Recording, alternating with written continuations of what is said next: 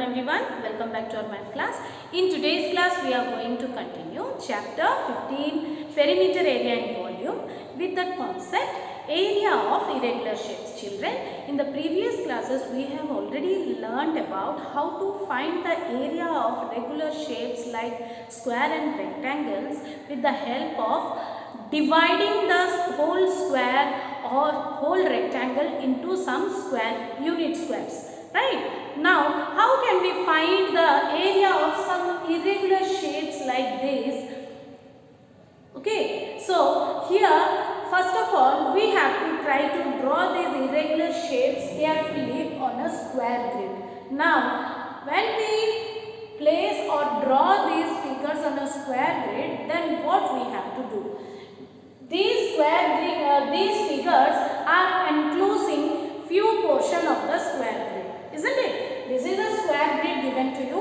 On this square grid we have drawn an irregular shape, and this irregular shape is enclosing some portion of the square grid. Now, if you will keenly observe this figure, you will find inside whatever the square portion of the square grid is occupied by this figure, some of the square grids are complete square grids, some are more than half, some are less than half. So, how will we find the area of this particular figure?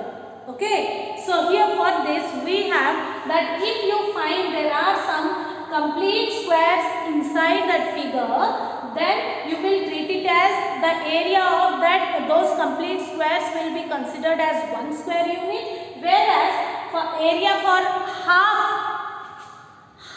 of the square grid will be half square unit. If you want to find, you have more than one half squares occupied by the figure, then what you will do? You will consider any two half squares as one square unit, and if you have more than half, if you find that the figure is somewhere occupying more than half of a square grid, then it should be considered as one square unit, and if it is very less than the half, then you have to consider it as 0 square unit. Okay. So, in order to identify, we can identify a complete square, we can mark it by a tick sign, and in order to identify a half square, we can mark it by a cross sign, and we can mark the more than half filled square by a dot sign. Okay. So, in this way we can find the area of the given irregular shape. So, let's start from this. The first question given in exercise 15C is find the area of each of the following, and you are given 6 irregular shapes, out of which I am going to do 2 for you, that is question number 4 and 6. Bit 4 and bit 6 I am doing for you. Okay. Mark it as number 1. Okay, only one question is given, out of which you are given 6 irregular shapes. So, out of them, the 4th one we are going to solve first. Now, let us go to each and every figure row wise one by one. Let's start from here. So, here, see, this part is not exactly half, it is less than half. So, leave it. Okay, at present you leave it. Now, this portion you can see here, it is filled more than half. So, what sign we are using for more than half? A dot. Okay, so put a dot here. Now again this is less than half, so leave it. Now come to the second row here. Here this is less than half, leave. This is more than half, so put a dot. Here this is a complete square, so put a tick.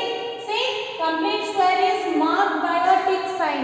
Okay. Next we have more than half, so put a dot here. Next this one is less than half. This one is less than half, so leave it as it is. Now if you will come here, here you see whatever the portion is marked.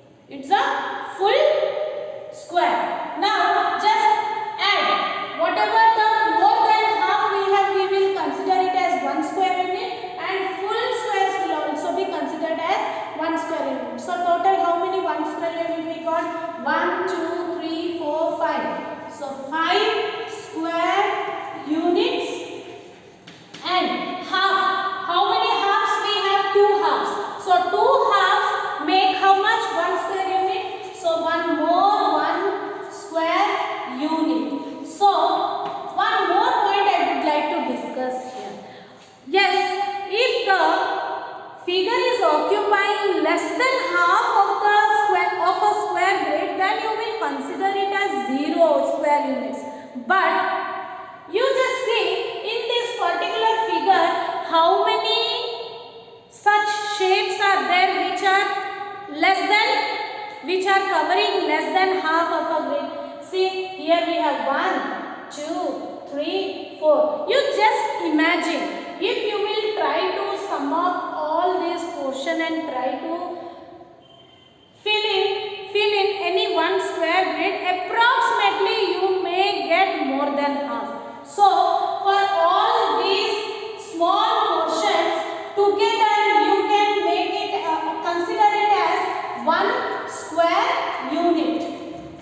Okay, approximately you can consider it as one square unit. So 5 plus 1 plus 1. Okay, 5 plus.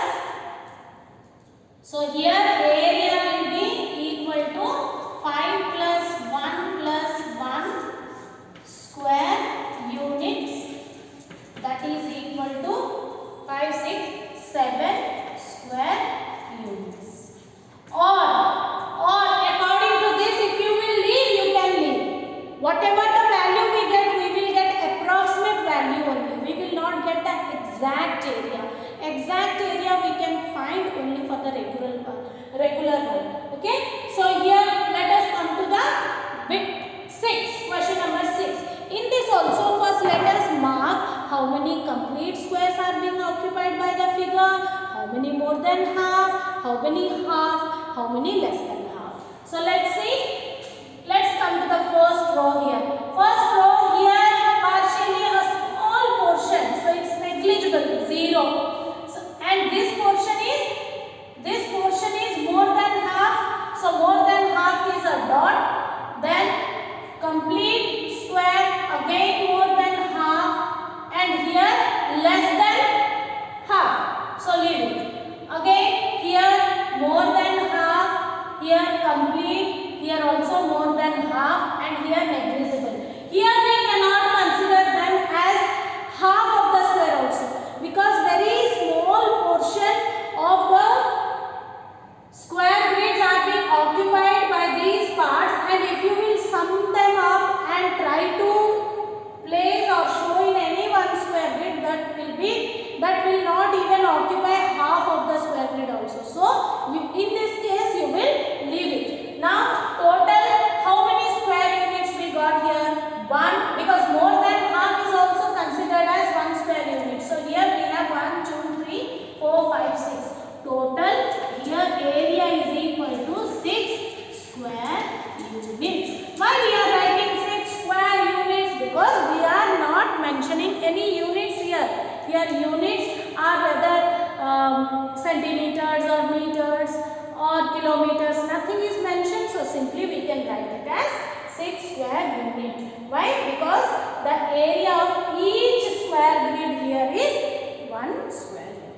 Understood? So similarly, you just see the figure given in the book carefully. Instead of, if you cannot draw here, it will be better if you will draw the square grids and do it, or even you can use the graph paper to do this one. So whenever you will draw these figures on the graph paper, carefully you have to draw these figures. Okay, as well if you want to do directly in the book also, you can do in the book carefully. You can count the grids and which is half filled, which is more than half filled. Accordingly, whatever the symbol you have to put, you put and try to find the area of the rest of the figures. Children, if you don't understand or if you are having any doubt, you just once again go through the video. Okay, and still if you have doubts, we will discuss in the online